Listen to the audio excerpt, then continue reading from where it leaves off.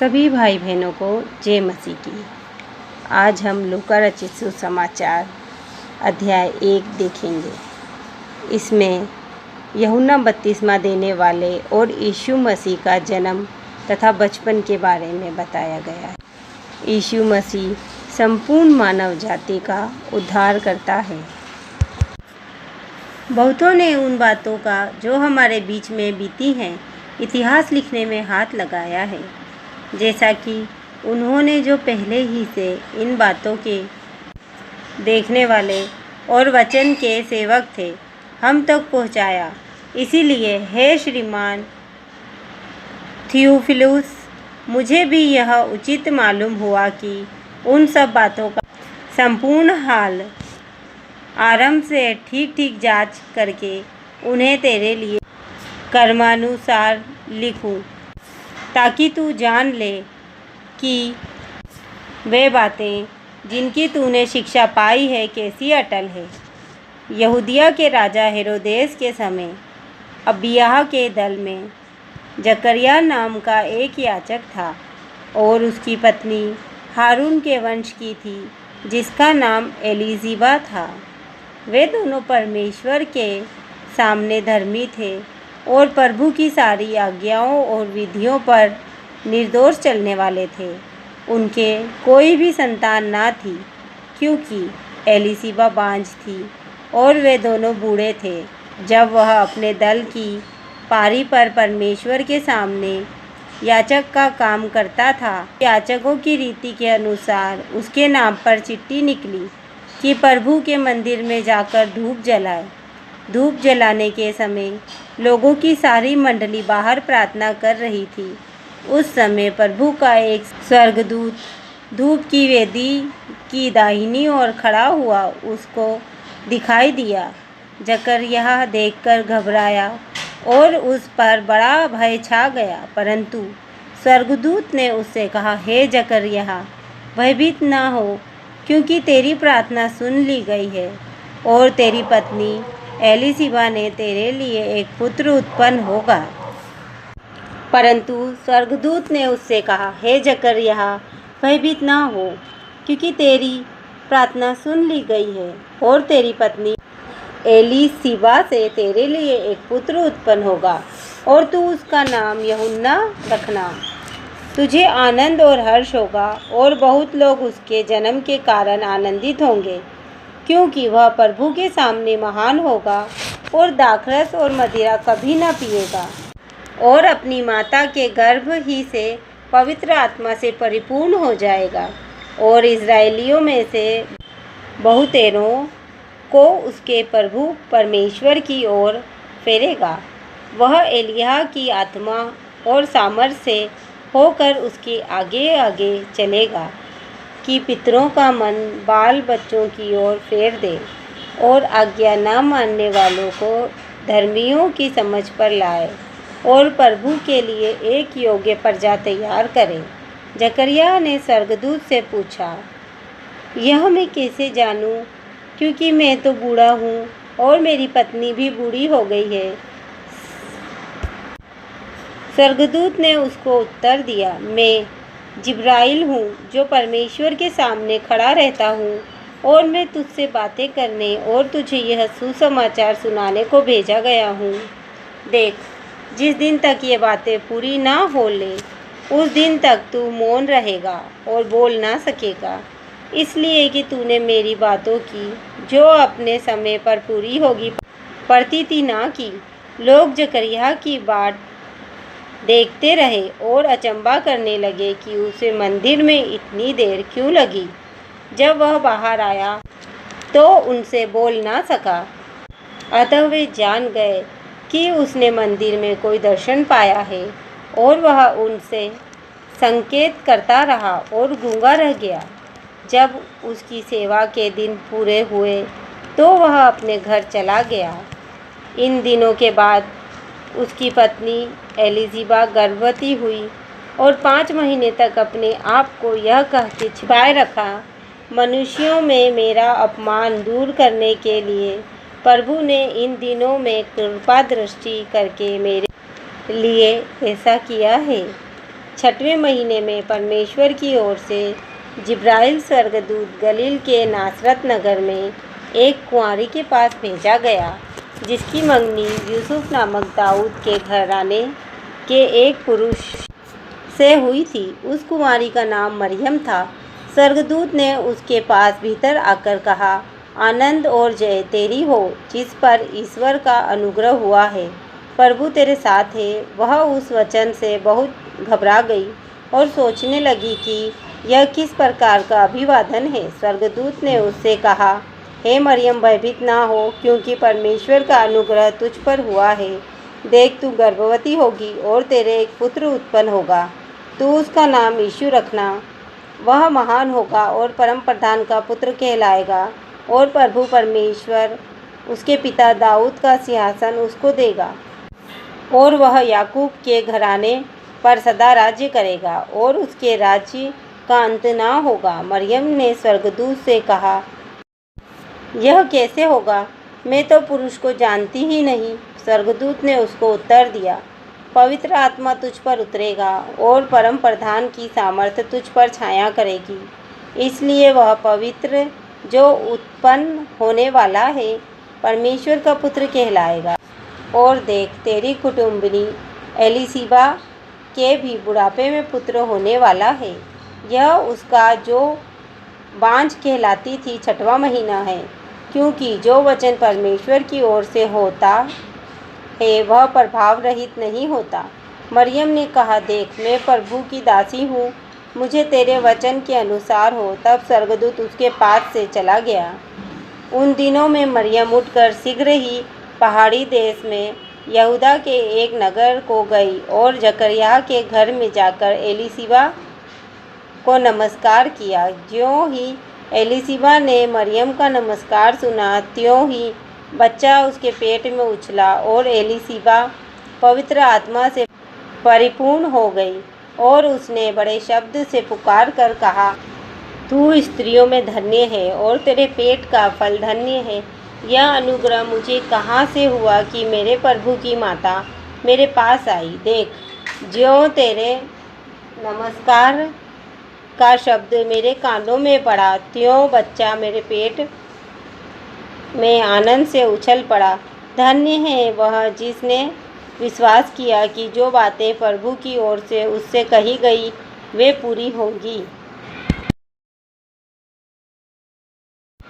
सभी भाई बहनों को जय मसीह की। मरियम का स्तुति गान, लूका अध्याय 1 का भाग 2। तब मरियम ने कहा, मेरा प्राण प्रभु की बड़ाई करता है, और मेरी आत्मा मेरे उद्धार करने वाले परमेश्वर से आनंदित हुई, क्योंकि उसने अपनी दासी की दीनता पर दृष्टि की है। इसलिए देखो, अब से सब युग युग के लोग मुझे धन्य कहेंगे, क्योंकि उस शक्तिमान ने मेरे लिए बड़े बड़े काम किए हैं। उसका नाम पवित्र है, और उसकी दया उन पर जो उससे डरते हैं पीढ़ी से पीढ़ी तक बनी रहती है। उसने अपना भुजबल दिखाया, और जो अपने आप को बड़ा समझते थे उन्हें तितर बितर किया। उसने बलवानों को उनके सिंहासनों से गिरा दिया और दीनों को ऊंचा किया। उसने भूखों को अच्छी वस्तुओं से तृप्त किया और धनवानों को छूछे हाथ निकाल दिया। उसने अपने सेवक इज़राइल को संभाल लिया कि अपनी उस दया को स्मरण करे जो अब्राहिम और उसके वंश पर सदा रहेगी, जैसा उसने हमारे बाप दादों से कहा था। मरियम लगभग 3 महीने उसके साथ रहकर अपने घर लौट गई। तब एलीशिबा के प्रसव का समय पूरा हुआ और उसने पुत्र को जन्म दिया। उसके पड़ोसियों और कुटुंबियों ने यह सुनकर कि प्रभु ने उस पर बड़ी दया की है, उसके साथ आनंद मनाया। और ऐसा हुआ कि 8वें दिन के बालक का खतना करने आए, और उसका नाम उसके पिता के नाम पर जकरिया रखने लगे। इस पर उसकी माता ने उत्तर दिया, नहीं, वरन उसका नाम यूहन्ना रखा जाए। उन्होंने उससे कहा, तेरे कुटुंब में किसी का यह नाम नहीं। तब उन्होंने उसके पिता से संकेत करके पूछा कि तू उसका नाम क्या रखना चाहता है। उसने लिखने की पट्टी मंगाकर लिख दिया, उसका नाम यूहन्ना है। और सबों को आश्चर्य हुआ। तब उसका मुंह और जीभ तुरंत खुल गई और वह बोलने और परमेश्वर का धन्यवाद करने लगा। उसके आसपास के सब रहने वालों पर भय छा गया और उन सब बातों की चर्चा यहूदिया के सारे पड़ोसी देश में फैल गई। और सब सुनने वालों ने अपने अपने मन में विचार करके कहा, यह बालक कैसा होगा, क्योंकि प्रभु का हाथ उसके साथ था।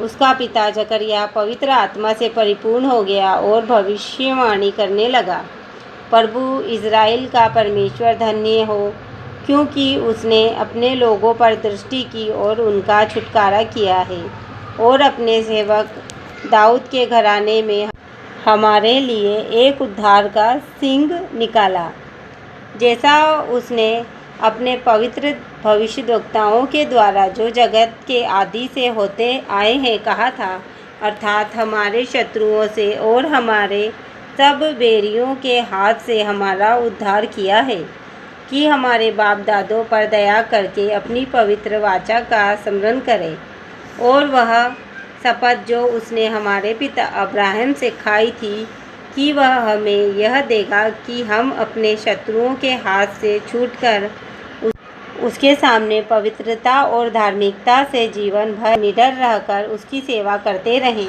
और तू है बालक परम प्रधान का भविष्यद्वक्ता कहलाएगा, क्योंकि तू प्रभु का मार्ग तैयार करने के लिए उसके आगे आगे चलेगा, कि उसके लोगों को उद्धार का ज्ञान दे जो उनके पापों की क्षमा से प्राप्त होता है।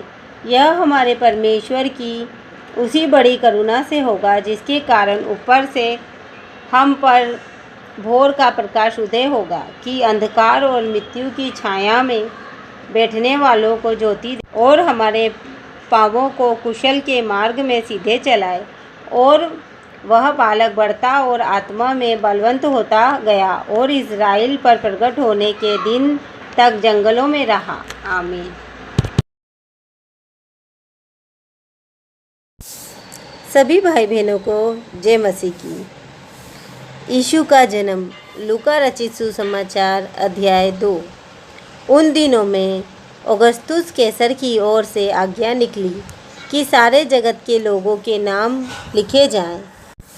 यह पहली नाम लिखाई उस समय हुई जब क्विरिनियुस सीरिया का हाकिम था। सब लोग नाम लिखवाने के लिए अपने अपने नगर को गए। अतः यूसुफ भी, इसीलिए कि वह दाऊद के घराने और वंश का था, गलील के नासरत नगर से यहूदिया में दाऊद के नगर बेतलहम को गया, कि अपनी मंगेतर मरियम के साथ जो गर्भवती थी नाम लिखवाए। उसके वहाँ रहते हुए उसके जनने के दिन पूरे हुए और वह अपना पहलौठा पुत्र जनी और उसे कपड़े में लपेटकर चरनी में रखा, क्योंकि उसके लिए सराय में जगह न थी। और उस देश में कितने गडरिये थे जो रात को मैदान में रहकर अपने झुंड का पहरा देते थे। और प्रभु का एक स्वर्गदूत उनके पास आ खड़ा हुआ और वे बहुत डर गए। तब स्वर्गदूत ने उनसे कहा, मत डरो, क्योंकि देखो मैं तुम्हें बड़े आनंद का सुसमाचार सुनाता हूँ, जो सब लोगों के लिए होगा, कि आज दाऊद के नगर में तुम्हारे लिए एक उद्धारकर्ता जन्मा है, और यही मसीह प्रभु है। और इसका तुम्हारे लिए यह पता है कि तुम एक बालक को कपड़े में लिपटा हुआ और चरनी में पड़ा पाओगे। तब एकाएक उस स्वर्गदूत के साथ स्वर्गदूतों का दल परमेश्वर की स्तुति करते हुए और यह कहते दिखाई दिया, आकाश में परमेश्वर की महिमा और पृथ्वी पर उन मनुष्यों में जिनसे वह प्रसन्न है शांति हो। जब स्वर्गदूत उनके पास से स्वर्ग को चले गए तो गडरियों ने आपस में कहा, आओ हम बेतलहम जाकर यह बात जो हुई है और जिसे प्रभु ने हमें बताया है देखें। और उन्होंने तुरंत जाकर मरियम और यूसुफ को और चरनी में उस बालक को पड़ा देखा। उन्हें देखकर उन्होंने वह बात जो इस बालक के विषय में उनसे कही गई थी प्रकट की, और सब सुनने वालों ने उन बातों से जो गडरियों ने उनसे कही आश्चर्य किया। परंतु मरियम ये सब बातें अपने मन में रखकर सोचती रही, और गडरिये जैसा उनसे कहा गया था वैसा ही सब सुनकर और देखकर परमेश्वर की महिमा और स्तुति करते हुए लौट गए। जब 8 दिन पूरे हुए और उसके खतने का समय आया, तो उसका नाम यीशु रखा गया, जो स्वर्गदूत ने उसके पेट में आने से पहले कहा था। जब मूसा की व्यवस्था के अनुसार उसके शुद्ध होने के दिन पूरे हुए, तो वे उसे यरूशलेम में ले गए कि प्रभु के सामने लाएं, जैसा कि प्रभु की व्यवस्था में लिखा है, हर एक पहलौठा प्रभु के लिए पवित्र ठहरेगा। और प्रभु की व्यवस्था के वचन के अनुसार पंडुकों का एक जोड़ा या कबूतरों के 2 बच्चे लाकर बलिदान करें। यरूशलेम में शमौन नामक एक मनुष्य था, और वह मनुष्य धर्मी और भक्त था, और इज़राइल की शांति की बाट जो रहा था, और पवित्र आत्मा उस पर था, और पवित्र आत्मा द्वारा उस पर प्रकट हुआ था कि जब तक वह प्रभु के मसीह को देख ना लेगा, तब तक मृत्यु को ना देखेगा। वह आत्मा के सिखाने से मंदिर में आया, और जब माता पिता उस बालक यीशु को भीतर लाए कि उसके लिए व्यवस्था की रीति के अनुसार करे, तो उसने उसे अपनी गोद में लिया और परमेश्वर का धन्यवाद करके कहा, हे स्वामी, अब तू अपने दास को अपने वचन के अनुसार शांति से विदा करता है, क्योंकि मेरी आँखों ने तेरे उद्धार को देख लिया है, जिसे तूने सब देशों के लोगों के सामने तैयार किया है, कि वह अन्य जातियों को प्रकाश देने के लिए ज्योति और तेरे निज लोग इज़राइल की महिमा हो। उसका पिता और उसकी माता इन बातों से जो उसके विषय में कही जाती थी आश्चर्य करते थे। तब शमौन ने उसको आशीष देकर उसकी माता मरियम से कहा, देख, वह तो इज़राइल में बहुतों के गिरने और उठने के लिए और एक ऐसा चिन्ह होने के लिए ठहराया गया है, जिसके विरोध में बातें की जाएंगी, वरन तेरा प्राण भी तलवार से वार पार छिद जाएगा। इससे बहुत हृदयों के विचार प्रकट होंगे। असेर के गोत्र में से हन्ना नामक फनुएल की बेटी एक भविष्यद्वक्नी थी। वह बहुत बूढ़ी थी और विवाह होने के बाद 7 वर्ष अपने पति के साथ रह पाई थी। वह 84 वर्ष से विधवा थी और मंदिर को नहीं छोड़ती थी, पर उपवास और प्रार्थना कर करके रात दिन उपासना किया करती थी। और वह उस घड़ी वहां आकर प्रभु का धन्यवाद करने लगी और उन सबों से जो यरूशलेम के छुटकारे की बाट जोहते थे उस बालक के विषय में बातें करने लगी। जब वे प्रभु की व्यवस्था के अनुसार सब कुछ पूरा कर चुके, तो गलील में अपने नगर नासरत को फिर चले गए। और बालक बढ़ता और बलवंत होता और बुद्धि से परिपूर्ण होता गया, और परमेश्वर का अनुग्रह उस पर था। उसके माता पिता प्रतिवर्ष फसह के पर्व में यरूशलेम जाया करते थे। जब यीशु 12 वर्ष का हुआ, तो वे पर्व की रीति के अनुसार यरूशलेम को गए। जब वे उन दिनों को पूरा करके लौटने लगे, तो बालक यीशु यरूशलेम में रह गए, और यह उसके माता पिता नहीं जानते थे। वे यह समझकर कि वह अन्य यात्रियों के साथ होगा, एक दिन का पड़ाव निकल गए और उसे अपने कुटुंबियों और जान पहचान वालों में ढूंढने लगे। पर जब नहीं मिला, तो ढूंढते ढूंढते यरूशलेम को फिर लौट गए। और 3 दिन के बाद उन्होंने उसे मंदिर में उपदेशकों के बीच में बैठे उनकी सुनते और उनसे प्रश्न करते हुए पाया। जितने उसकी सुन रहे थे, वे सब उसकी समझ और उसके उत्तरों से चकित थे। तब वे उसे देखकर चकित हुए, और उसकी माता ने उससे कहा, हे पुत्र, तूने हमसे क्यों ऐसा व्यवहार किया? देख, तेरा पिता और मैं कुढ़ते हुए तुझे ढूंढते थे। उसने उनसे कहा, तुम मुझे क्यों ढूंढते थे? क्या नहीं जानते थे कि मुझे अपने पिता के भवन में होना आवश्यक है? परंतु जो बात उसने उनसे कही, उन्होंने उसे नहीं समझा। तब वह उनके साथ गया और नासरत में आया और उनके वश में रहा। और उसकी माता ने ये सब बातें अपने मन में रखी और यीशु बुद्धि और डील-डौल में और परमेश्वर और मनुष्यों के अनुग्रह में बढ़ता गया। आमीन। सभी भाई बहनों को जय मसीह की। यूहन्ना बपतिस्मा देने वाले का संदेश। लूका रचित सुसमाचार अध्याय 3। तिब्रियुस कैसर के राज्य के 15वें वर्ष में, जब पुन्तियुस पिलातुस यहूदिया का हाकिम था और गलील में हेरोदेस, इतुरैया और त्रुखोनीतिस में उसका भाई फिलिपुस और अबिलेने में लियानियास चौथाई के राजा थे। और जब हन्ना और कैफा महायाजक थे, उस समय परमेश्वर का वचन जंगल में जकरिया के पुत्र यूहन्ना के पास पहुंचा। वह यरदन के आसपास के सारे प्रदेश में जाकर पापों की क्षमा के लिए मन फिराव के बपतिस्मा का प्रचार करने लगा, जैसे यशायाह भविष्यद्वक्ता के कहे हुए वचनों की पुस्तक में लिखा है। जंगल में एक पुकारने वाले का शब्द हो रहा है कि प्रभु का मार्ग तैयार करो, उसकी सड़कें सीधी बनाओ। हर एक घाटी भर दी जाएगी और हर एक पहाड़ और टीला नीचा किया जाएगा, और जो टेढ़ा है सीधा और जो ऊंचा नीचा है वह चौकस मार्ग बनेगा।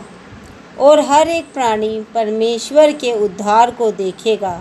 जो भीड़ उससे बपतिस्मा लेने को निकल कर आती थी, उनसे वह कहता था, हे सांप के बच्चों, तुम्हें किसने जता दिया कि आने वाले क्रोध से भागो? अतः मन फिराव के योग्य फल लाओ और अपने अपने मन में यह ना सोचो कि हमारा पिता अब्राहिम है, क्योंकि मैं तुमसे कहता हूँ कि परमेश्वर इन पत्थरों से अब्राहिम के लिए संतान उत्पन्न कर सकता है। अब कुल्हाड़ा पेड़ों की जड़ पर धरा है, इसीलिए जो पेड़ अच्छा फल नहीं लाता वह काटा और आग में झोंका जाता है। तब लोगों ने उससे पूछा, तो हम क्या करें? उसने उत्तर दिया, जिसके पास 2 कुर्ते हों वह उसके साथ, जिसके पास नहीं है बांट ले, और जिसके पास भोजन हो वह भी ऐसा ही करे। महसूल लेने वाले भी बपतिस्मा लेने आए और उससे पूछा, हे गुरु, हम क्या करें? उसने उनसे कहा, जो तुम्हारे लिए ठहराया गया है उससे अधिक ना लेना। सिपाहियों ने भी उससे यह पूछा, हम क्या करें? उसने उनसे कहा, किसी पर उपद्रव ना करना और ना झूठा दोष लगाना और अपने वेतन पर संतोष करना।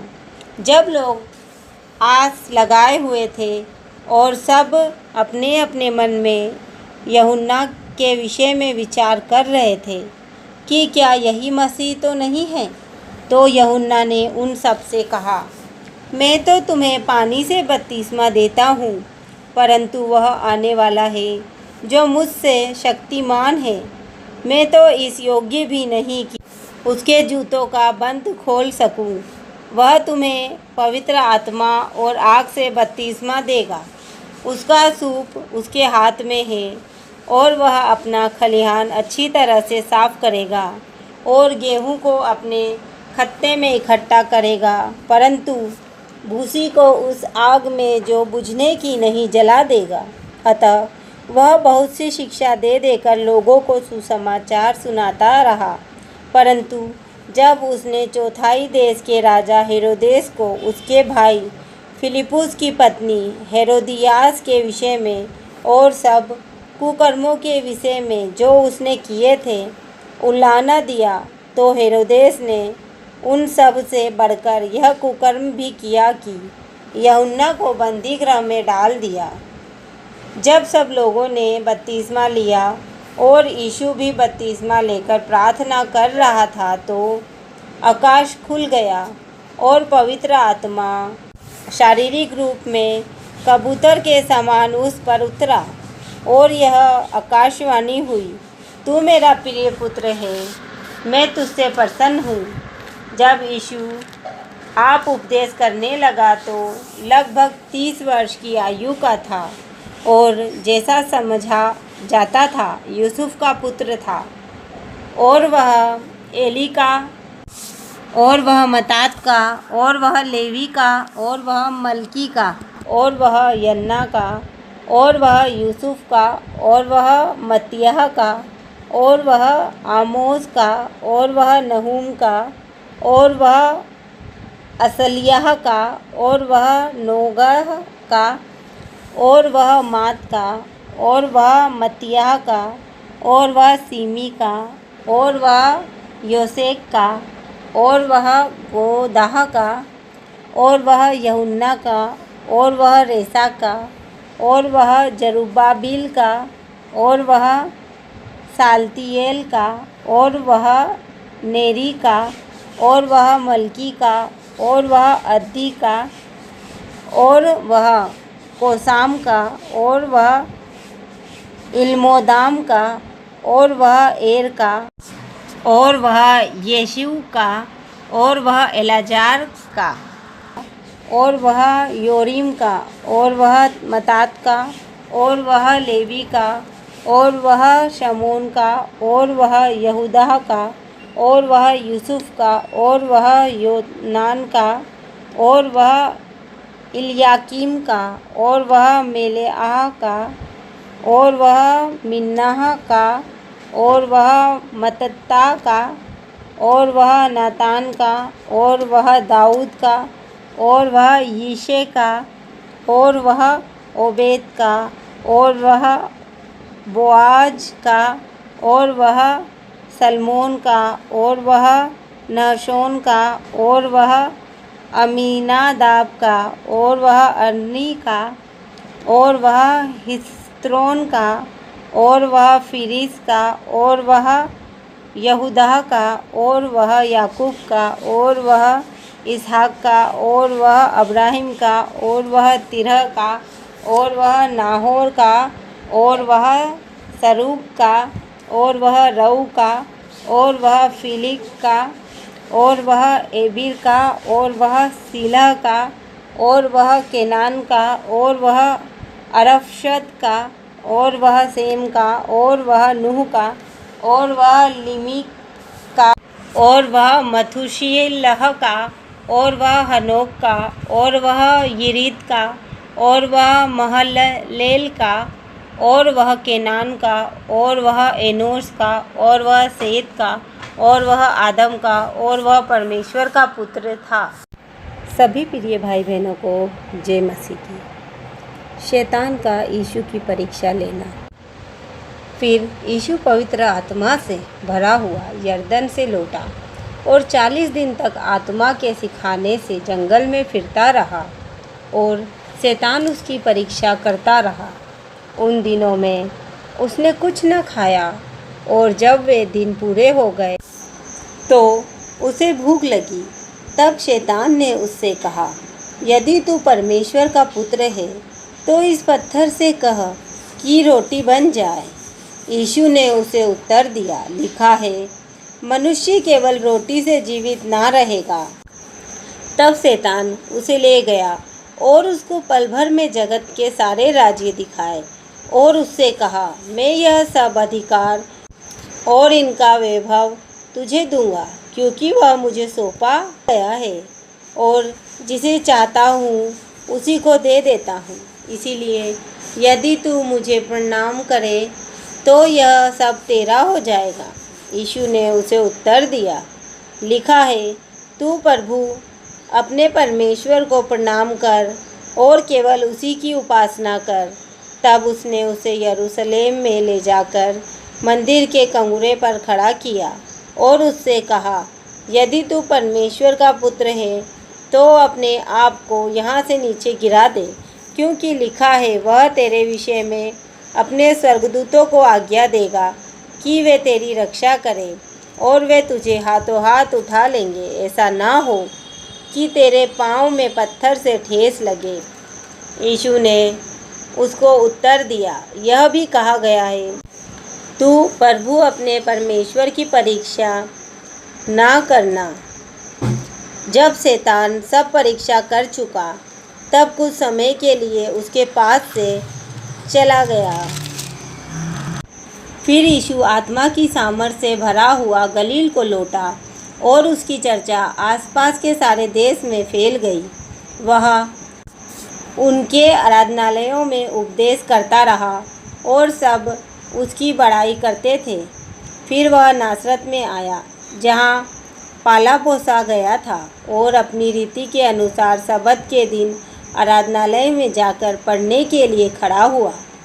यशायाह भविष्यद्वक्ता की पुस्तक उसे दी गई और उसने पुस्तक खोलकर वह जगह निकाली जहाँ यह लिखा था, प्रभु का आत्मा मुझ पर है, इसीलिए कि उसने कंगालों को सुसमाचार सुनाने के लिए मेरा अभिषेक किया है, और मुझे इसलिए भेजा है कि बंदियों को छुटकारे का और अंधों को दृष्टि पाने का सुसमाचार प्रचार करूं, और कुचले हुओं को छुड़ाऊं, और प्रभु के प्रसन्न रहने के वर्ष का प्रचार करूं। तब उसने पुस्तक बंद करके सेवक के हाथ में दे दी और बैठ गया, और आराधनालय के सब लोगों की आंखें उस पर लगी थी।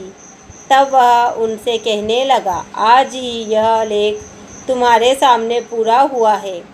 सब ने उसे सराहा, और जो अनुग्रह की बातें उसके मुंह से निकलती थी उनसे अचंभित हुए और कहने लगे, क्या यह यूसुफ का पुत्र नहीं? उसने उनसे कहा, तुम मुझ पर यह कहावत अवश्य कहोगे कि हे वेद, अपने आप को अच्छा कर। जो कुछ हमने सुना है कि कफरनहूम में किया गया है, उसे यहाँ अपने देश में भी कर। और उसने कहा, मैं तुमसे सच सच कहता हूँ, कोई भविष्यद्वक्ता अपने देश में मान सम्मान नहीं पाता। मैं तुमसे सच सच कहता हूँ कि एलिय्याह के दिनों में जब 3.5 वर्ष तक आकाश बंद रहा, यहाँ तक कि सारे देश में बड़ा अकाल पड़ा, तो इज़राइल में बहुत सी विधवाएं थीं, पर एलिय्याह उनमें से किसी के पास नहीं भेजा गया, केवल सैदा के सारफत में एक विधवा के पास। और एलीशा भविष्यद्वक्ता के समय इज़राइल में बहुत से कोढ़ी थे, पर सीरियावासी नामान को छोड़ उसमें से कोई शुद्ध नहीं किया गया। ये बातें सुनते ही जितने आराधनालय में थे सब क्रोध से भर गए और उठकर उसे नगर से बाहर निकाला, और जिस पहाड़ पर उनका नगर बसा हुआ था उसकी चोटी पर ले चले कि उसे वहाँ से नीचे गिरा दें, परंतु वह उनके बीच में से निकलकर चला गया। फिर वह गलील के कफरनहूम नगर को गया और सबत के दिन लोगों को उपदेश दे रहा था। वे उसके उपदेश से चकित हो गए, क्योंकि उसका वचन अधिकार सहित था। आराधनालय में एक मनुष्य था जिसमें अशुद्ध आत्मा थी। वह ऊंचे स्वर से चिल्ला उठा, हे यीशु नासरी, हमें तुमसे क्या काम? क्या तू हमें नष्ट करने आया है? मैं तुझे जानता हूँ, तू कौन है? तू परमेश्वर का पवित्र जन है। यीशु ने उसे डांट कर कहा, चुप रह और इसमें से निकल जा। तब दुष्ट आत्मा उसे बीच में पटक कर बिना हानि पहुँचाए उसमें से निकल गई। इस पर सबको अचंभा हुआ और वे आपस में बातें करके कहने लगे, यह कैसा वचन है, क्योंकि वह अधिकार और सामर्थ्य के साथ अशुद्ध आत्मा को आज्ञा देता है और वे निकल जाती हैं। इस प्रकार चारों ओर हर जगह उसकी चर्चा होने लगी। वह आराधनालय में से उठकर शामोन के घर में गया। शामोन की सास को ज्वर चढ़ा हुआ था और उन्होंने उसके लिए उससे विनती की। उसने उसके निकट खड़े होकर ज्वर को डांटा और ज्वर उतर गया और वह तुरंत उठकर उसकी सेवा टहल करने लगी। सूरज डूबते समय जिन जिन के यहाँ लोग नाना प्रकार की बीमारियों में पड़े हुए थे, वे सब उन्हें उसके पास ले आए और उसने एक एक पर हाथ रखकर उन्हें चंगा किया। और दुष्ट आत्माएं भी चिल्लाती और यह कहती हुई कि तू परमेश्वर का पुत्र है, बहुतों में से निकल गई। पर वह उन्हें डांटता और बोलने नहीं देता था, क्योंकि वे जानती थी कि वह मसीह है। जब दिन हुआ तो वह निकलकर एक सुनसान जगह में गया और भीड़ की भीड़ उसे ढूंढती हुई उसके पास आई और उसे रोकने लगी कि वह उनके पास से ना जाए। परंतु उसने उनसे कहा, मुझे अन्य नगरों में भी परमेश्वर के राज्य का सुसमाचार सुनाना अवश्य है, क्योंकि मैं इसीलिए भेजा गया हूँ। और वह गलील के आराधनालय में प्रचार करता रहा। आमीन। सभी भाई बहनों को जय मसीह की। प्रथम चेलों का बुलाया जाना। लूका रचित सुसमाचार अध्याय 5। जब भीड़ परमेश्वर का वचन सुनने के लिए उस पर गिरी पड़ती थी और वह गनेसरत की झील के किनारे पर खड़ा था, तो ऐसा हुआ कि उसने झील के किनारे 2 नावें लगी हुई देखी और मछुए उस पर से उतरकर जाल धो रहे थे। उन नावों में से एक पर, जो शामोन की थी, चढ़कर उसने उससे विनती की कि किनारे से थोड़ा हटा ले चले। तब वह बैठकर लोगों को नाव पर से उपदेश देने लगा।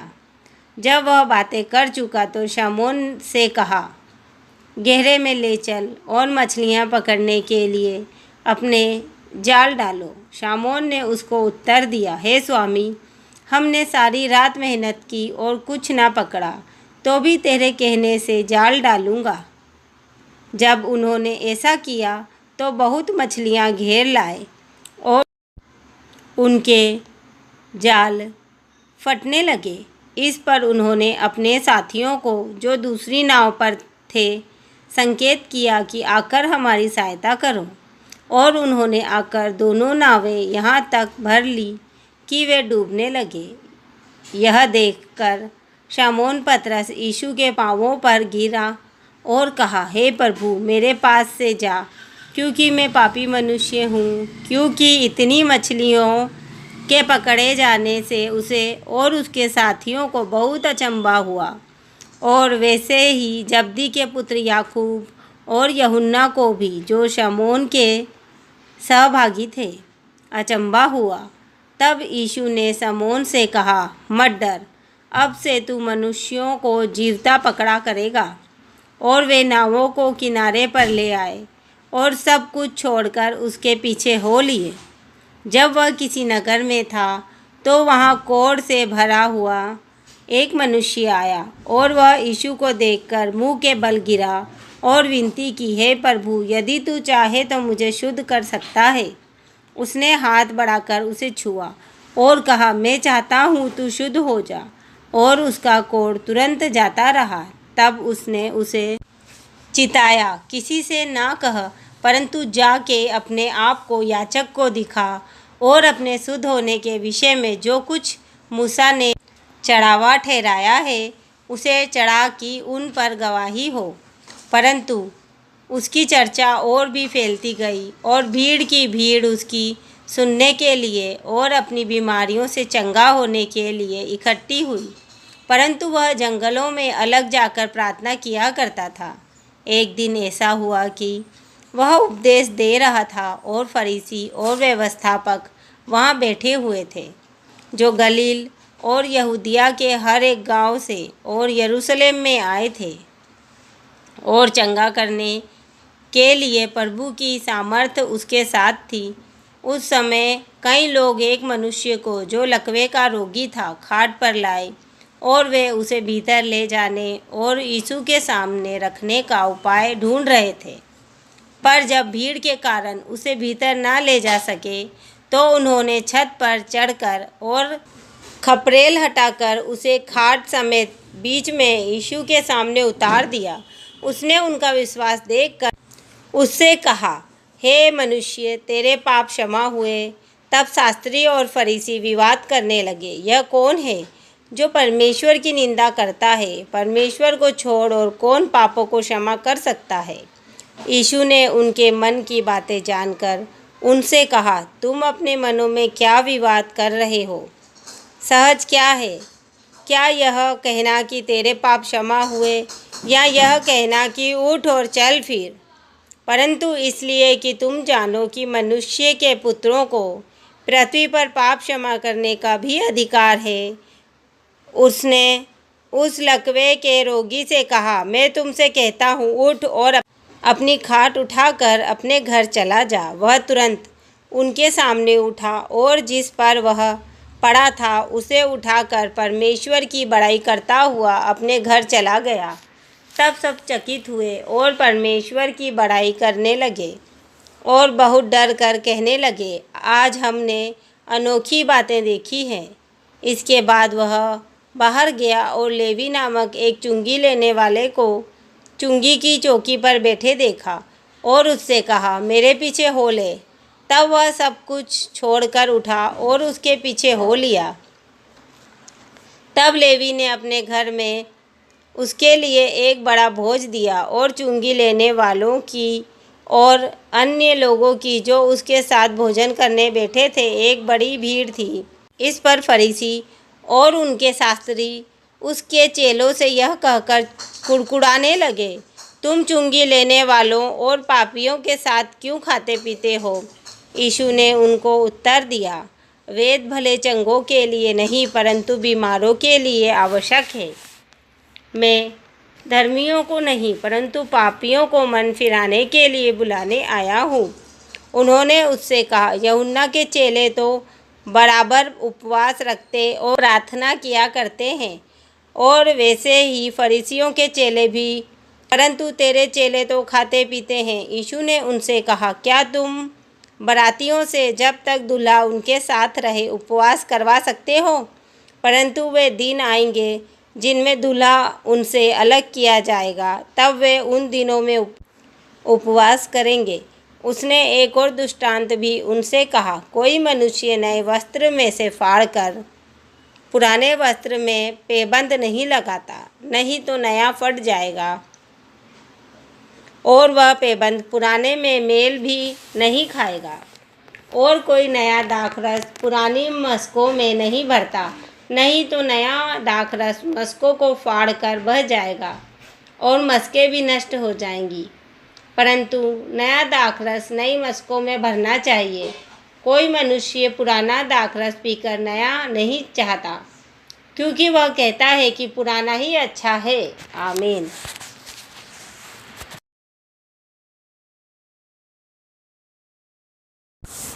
सभी भाई बहनों को जय मसीह की। सबत का प्रभु। लूका रचित सुसमाचार अध्याय 6।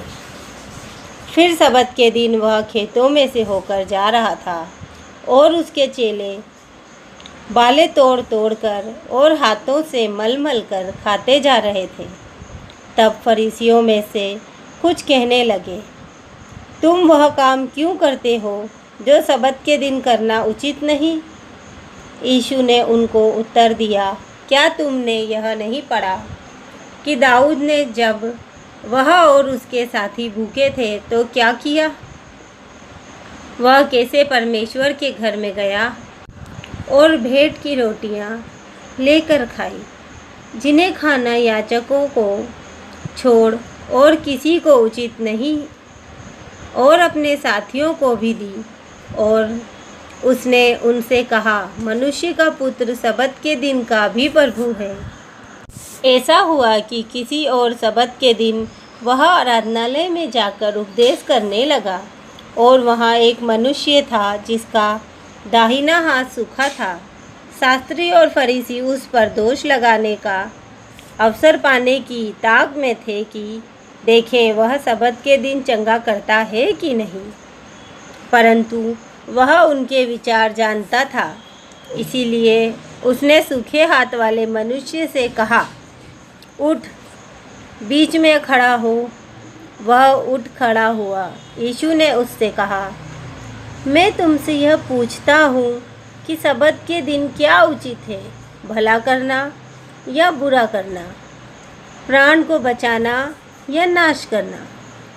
तब उसने चारों ओर उन सबों को देखकर उस मनुष्य से कहा, अपना हाथ बढ़ा। उसने ऐसा ही किया और उसका हाथ फिर चंगा हो गया। परंतु वे आपे से बाहर होकर आपस में विवाद करने लगे कि हम यीशु के साथ क्या करें।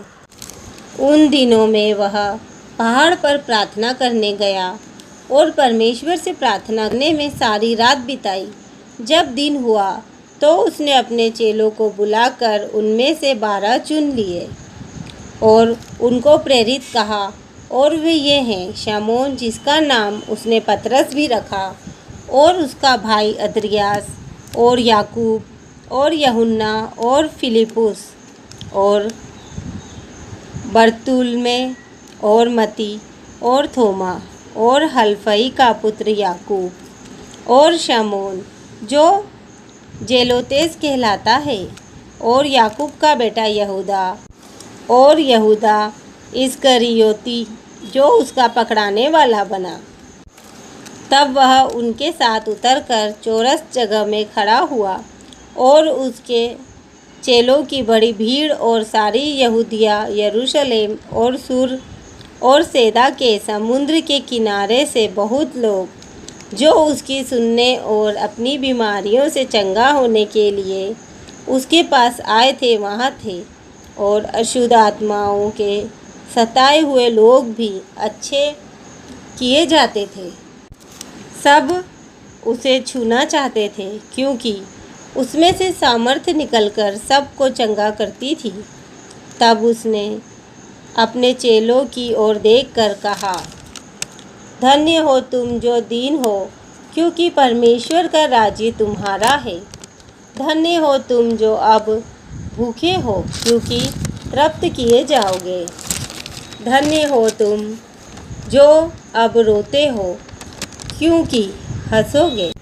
धन्य हो तुम जब मनुष्य के पुत्र के कारण लोग तुमसे बैर करेंगे और तुम्हें निकाल देंगे और तुम्हारी निंदा करेंगे और तुम्हारा नाम बुरा जानकर काट देंगे।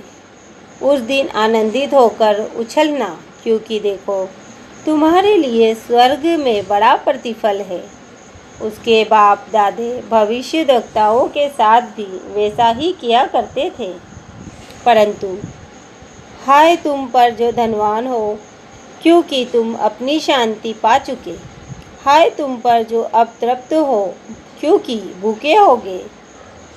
हाय तुम पर जो अब हंसते हो, क्योंकि शोक करोगे और रोओगे। हाय तुम पर जब सब मनुष्य तुम्हें भला कहें, क्योंकि उनके बाप दादे झूठे भविष्यद्वक्ताओं के साथ भी ऐसा ही किया करते थे। परंतु मैं तुम सुनने वालों से कहता हूँ कि अपने शत्रुओं से प्रेम रखो, जो तुमसे बैर करें उनका भला करो, जो तुम्हें श्राप दें उनको आशीष दो, जो तुम्हारा अपमान करें उनके लिए प्रार्थना करो। जो तेरे एक गाल पर थप्पड़ मारे उसकी ओर दूसरा भी फेर दे, और जो तेरी दोहर छीन ले उसको कुर्ता लेने से भी ना रोक। जो कोई तुझसे मांगे उसे दे, और जो तेरी वस्तु छीन ले उससे ना मांग। जैसा तुम चाहते हो कि लोग तुम्हारे साथ करें, तुम भी उनके साथ वैसा ही करो। यदि तुम अपने प्रेम रखने वालों के साथ प्रेम रखो तो तुम्हारी क्या बड़ाई, क्योंकि पापी भी अपने प्रेम रखने वालों के साथ प्रेम रखते हैं। यदि तुम अपने भलाई करने वालों ही के साथ भलाई करते हो तो तुम्हारी क्या बड़ाई, क्योंकि पापी भी ऐसा ही करते हैं। यदि तुम उन्हें उधार दो जिनसे फिर पाने की आशा रखते हो तो तुम्हारी क्या बड़ाई, क्योंकि पापियों को उधार देते हैं कि उतना ही फिर पाएं, वरन अपने शत्रुओं से प्रेम रखो और भलाई करो और फिर पाने की आशा ना रखकर उधार दो, और तुम्हारे लिए बड़ा फल होगा और तुम परम प्रधान के संतान ठहरोगे, क्योंकि वह उन पर जो धन्यवाद नहीं करते और बुरों पर भी कृपालु है। जैसा तुम्हारा पिता दयावंत है, वैसे ही तुम भी दयावंत बनो। दोष मत लगाओ तो तुम पर भी दोष नहीं लगाया जाएगा। दोषी न ठहराओ तो तुम भी दोषी नहीं ठहराए जाओगे। क्षमा करो तो तुम्हें भी क्षमा किया जाएगा। दिया करो तो तुम्हें भी दिया जाएगा। लोग पूरा नाप दबा दबा कर और हिला हिला कर और उभरा हुआ तुम्हारी गोद में डालेंगे, क्योंकि जिस नाप से तुम नापते हो उसी से तुम्हारे लिए भी नापा जाएगा। फिर उसने उनसे एक दृष्टांत कहा, क्या अंधा अंधे को मार्ग बता सकता है? क्या दोनों गड्ढे में नहीं गिरेंगे? चेला अपने गुरु से बड़ा नहीं, परंतु जो कोई सिद्ध होगा वह अपने गुरु के समान होगा। तू अपने भाई की आँख के तिनके को क्यों देखता है और अपनी ही आँख का लट्ठा तुझे नहीं सूझता? जब तू अपनी ही आँख का लट्ठा नहीं देखता तो अपने भाई से कैसे कह सकता है, हे भाई ठहर जा, तेरी आँख से तिनके को निकाल दूँ? हे कपटी, पहले अपनी आँख से लट्ठा निकाल, तब जो तिनका तेरे भाई की आँख में है उसे भली भांति देखकर निकाल सकेगा। कोई अच्छा पेड़ नहीं जो निकम्मा फल लाए, और ना तो कोई निकम्मा पेड़ है जो अच्छा फल लाए। हर एक पेड़ अपने फल से पहचाना जाता है, क्योंकि लोग झाड़ियों से अंजीर नहीं तोड़ते और ना झड़बेरी से अंगूर। भला मनुष्य अपने मन के भले भंडार से भली बातें निकालता है, और बुरा मनुष्य अपने मन के बुरे भंडार से बुरी बातें निकालता है, क्योंकि जो मन में भरा है वही उसके मुंह पर आता है। जब तुम मेरा कहना नहीं मानते तो क्यों मुझे हे प्रभु कहते हो? जो कोई मेरे पास आता है और मेरी बातें सुनकर उन्हें मानता है, मैं तुम्हें बताता हूँ कि वह किसके समान है। वह उस मनुष्य के समान है जिसने घर बनाते समय भूमि गहरी खोदकर चट्टान पर नींव डाली, और जब बाढ़ आई तो धारा उस घर पर लगी, परंतु उसे हिला न सकी, क्योंकि वह पक्का बना था। परंतु जो सुनकर नहीं मानता वह उस मनुष्य के समान है जिसने मिट्टी पर बिना नींव का घर बनाया। जब उस पर धारा लगी तो वह तुरंत गिर पड़ा, और गिरकर उसका सत्यानाश हो गया। आमीन।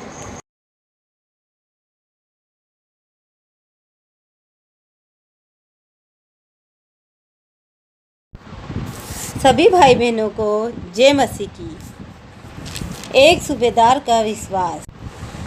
जब वह लोगों से ये सारी बातें कह चुका तो कफरनहूम में आया। वहाँ किसी सूबेदार का एक दास, जो उसका प्रिय था, बीमारी से मरने पर था। उसने यीशु की चर्चा सुनकर यहूदियों के कई पुरनियों को उससे यह विनती करने को उसके पास भेजा कि आकर मेरे दास को चंगा कर। वे यीशु के पास आए और उससे बड़ी विनती करके कहने लगे, वह इस योग्य है कि तू उसके लिए यह करे, क्योंकि वह हमारी जाति से प्रेम रखता है और उसी ने हमारे आराधनालय को बनाया है। यीशु उनके साथ गया, पर जब वह घर से दूर न था तो सूबेदार ने उसके पास कई मित्रों के द्वारा कहला भेजा, हे प्रभु, दुख ना उठा, क्योंकि मैं इस योग्य नहीं कि तू मेरी छत के तले आए। इसी कारण मैंने अपने आप को इस योग्य भी ना समझा कि तेरे पास आऊं। पर वचन ही कह दे तो मेरा सेवक चंगा हो जाएगा। मैं भी पराधीन मनुष्य हूँ और सिपाही मेरे हाथ में हैं, और जब एक को कहता हूँ जा तो वह जाता है, और दूसरे से कहता हूँ आ तो वह आता है, और अपने किसी दास को कि यह कर, तो वह उसे करता है। यह सुनकर यीशु को अचंभा हुआ और उसने मुंह फेरकर उस भीड़ से जो उसके पीछे आ रही थी कहा, मैं तुमसे कहता हूँ कि मैंने इज़राइल में भी ऐसा विश्वास नहीं पाया। और भेजे हुए लोगों के घर लौटकर उस दास को चंगा पाया। थोड़े दिन बाद वह नाइन नाम के एक नगर में गया। उसके चेले और बड़ी भीड़ उसके साथ जा रही थी। जब वह नगर के फाटक के पास पहुंचा, तो देखो, लोग एक मुर्दे को बाहर लिए जा रहे थे, जो अपनी माँ का एकलौता पुत्र था और वह विधवा थी। और नगर के बहुत से लोग उसके साथ थे। उसे देखकर प्रभु को तरस आया और उससे कहा, मत रो। तब उसने पास आकर अर्थी को छुआ और उठाने वाले ठहर गए। तब उसने कहा, हे जवान, मैं तुझसे उठ। तब वह मुर्दा उठ बैठा और बोलने लगा। उसने उसे उसकी माँ को सौंप दिया। इससे सब पर भय छा गया और वे परमेश्वर की बड़ाई करके कहने लगे, हमारे बीच में एक बड़ा भविष्यद्वक्ता उठा है और परमेश्वर ने अपने लोगों पर कृपा दृष्टि की। और उसके विषय में यह बात सारे यहूदिया और आसपास के सारे देश में फैल गई। यूहन्ना को उसके चेलों ने इन सब बातों का समाचार दिया। तब यूहन्ना ने अपने चेलों में से 2 को बुलवाकर प्रभु के पास यह पूछने के लिए भेजा, क्या आने वाला तू ही है या हम किसी और की बाट देखें? उन्होंने उसके पास आकर कहा, यूहन्ना बपतिस्मा देने वाले ने हमें तेरे पास यह पूछने को भेजा है कि क्या आने वाला तू ही है या हम किसी दूसरे की बाट देखें। उसी घड़ी उसने बहुतों को बीमारियों और पीड़ाओं और दुष्ट आत्माओं से छुड़ाया और बहुत से अंधों को आंखें दी। और उसने उनसे कहा, जो कुछ तुमने देखा और सुना है, जाकर यूहन्ना से कह दो कि अंधे देखते हैं, लंगड़े चलते फिरते हैं, कोढ़ी शुद्ध किए जाते हैं, बहरे सुनते हैं, मुर्दे जिलाए जाते हैं और कंगालों को सुसमाचार सुनाया जाता है। धन्य है वह जो मेरे विषय में ठोकर ना खाए। जब यूहन्ना के भेजे हुए लोग चले गए, तो यीशु यूहन्ना के विषय में लोगों से कहने लगा, तुम जंगल में क्या देखने गए थे? क्या हवा से हिलते हुए सरकंडे को? तो फिर तुम क्या देखने गए थे? क्या कोमल वस्त्र पहने हुए मनुष्य को? देखो, जो भड़कीला वस्त्र पहनते और सुख विलास में रहते हैं, वे राजभवनों में रहते हैं। तो फिर क्या देखने गए थे? क्या किसी भविष्यद्वक्ता को? हाँ, मैं तुमसे कहता हूँ, वरन भविष्यद्वक्ता से भी बड़े को। यह वही है जिसके विषय में लिखा है, देख, मैं अपने दूत को तेरे आगे आगे भेजता हूँ, जो तेरे आगे तेरा मार्ग सीधा करेगा। मैं तुमसे सच सच कहता हूँ कि जो स्त्रियों से जन्मे हैं, उनमें से यूहन्ना से बड़ा कोई नहीं, पर जो परमेश्वर के राज्य में छोटे से छोटा है, वह उससे भी बड़ा है। और सब साधारण लोगों ने सुनकर और चुंगी लेने वालों ने भी यूहन्ना का बपतिस्मा लेकर परमेश्वर को सच्चा मान लिया। परंतु फरीसियों और व्यवस्थापकों ने उससे बपतिस्मा ना लेकर परमेश्वर के अभिप्राय को अपने विषय में टाल दिया। अतः मैं इस युग के लोगों की उपमा किससे दूं कि वे किसके समान हैं? वे उन बालकों के समान हैं जो बाजार में बैठे हुए एक दूसरे से पुकार कर कहते हैं, हमने तुम्हारे लिए बांसुरी बजाई और तुम ना नाचे, हमने विलाप किया और तुम ना रोए। क्योंकि यूहन्ना बपतिस्मा देने वाला ना रोटी खाता आया, ना दाखरस पीता आया, और तुम कहते हो उसमें दुष्ट आत्मा है। मनुष्य का पुत्र खाता पीता आया है, और तुम कहते हो, देखो, पेटू और पियक्कड़ मनुष्य, चुंगी लेने वालों का और पापियों का मित्र, पर ज्ञान अपनी सब संतानों द्वारा सच्चा ठहराया गया। फिर किसी फरीसी ने उससे विनती की कि वह उसके साथ भोजन करे। अतः वह उस फरीसी के घर में जाकर भोजन करने बैठा। उस नगर की एक पापीनी स्त्री यह जानकर कि वह फरीसी के घर में भोजन करने बैठा है, संगमरमर के पात्र में इत्र लाई और उसके पाँवों के पास पीछे खड़ी होकर रोती हुई उसके पाँवों को आंसुओं से भिगोने और अपने सिर के बालों से पोंछने लगी और उसके पाँव बार बार चूमकर उन पर इत्र मला। यह देखकर वह फरीसी जिसने उसे बुलाया था अपने मन में सोचने लगा, यदि यह भविष्यद्वक्ता होता तो जान जाता कि यह जो उसे छू रही है वह कौन और कैसी स्त्री है, क्योंकि वह तो पापिनी है।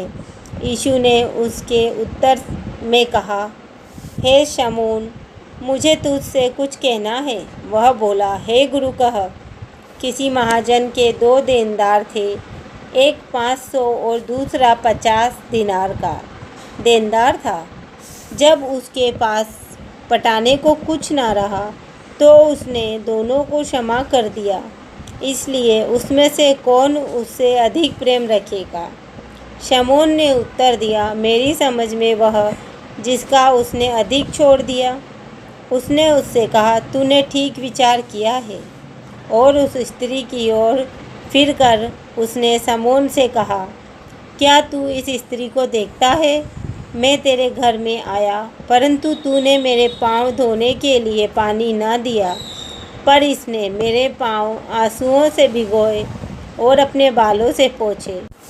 तूने मुझे चूमा न दिया, पर जब से मैं आया हूँ तब से इसने मेरे पाँवों को चूमना न छोड़ा। तूने मेरे सिर पर तेल नहीं मला, पर इसने मेरे पाँवों पर इत्र मला है।